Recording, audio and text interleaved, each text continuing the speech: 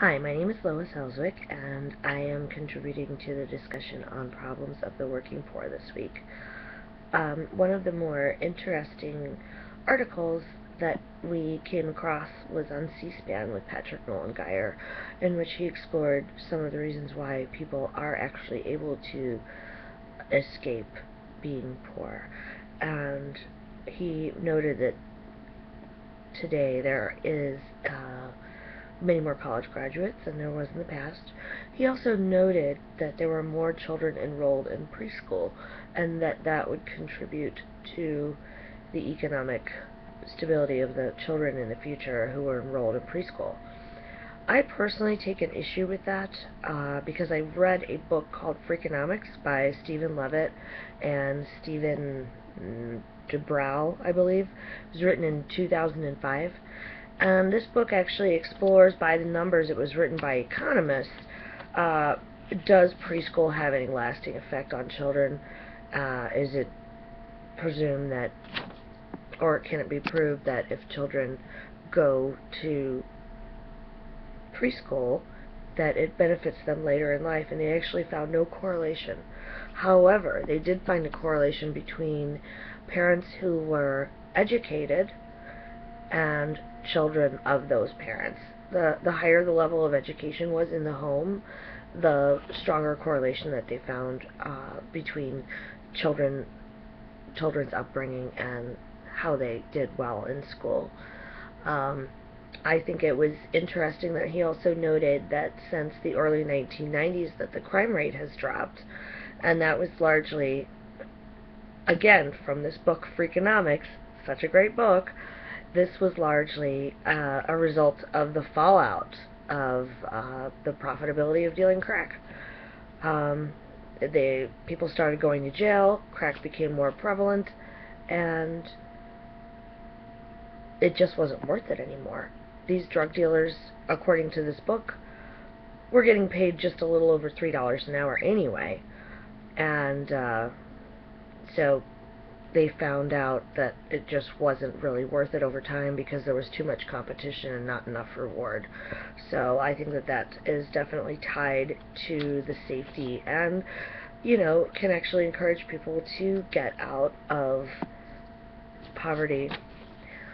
One of the interesting things that I encountered was the discouraged workers, which I had never encountered before in the reading. And a discouraged worker is someone who tries and tries to get work, but then believes that perhaps they may not be able to find that work. So I noticed when I was watching the video about Dolores and Lake Providence, Louisiana, that her daughter had been looking for work for 4 years and still couldn't find a job. So I think that would probably characterize her as a discouraged worker, unfortunately. Another thing that I encountered in the reading that I thought was really interesting was the predatory lending, and how the customer does not benefit from a predatory lend. They give you very, very high interest rates, and they often sell you things you don't need, and they target the elderly, those with a low income, minorities who may not have the knowledge and the wherewithal to understand exactly what sort of forms they are signing on to. And I think that student loan debt also falls into this category. I know I was 16 years old when I started going to college in my undergrad, and they just threw a bunch of papers at me and said, sign here. And they gave me thousands and thousands and thousands of dollars for free at the time. And I do believe that student loans with a lack of counseling could be considered predatory lending. I think that we need to make sweeping changes in the student loan system in order for people to be able to pay off their school debt or not accumulate their school debt, so that when they graduate and they have those great degrees, they're not saddled for the next 25 years paying off $200,000 worth of student loans that they didn't realize particularly what they were signing for because they were so young. I think that also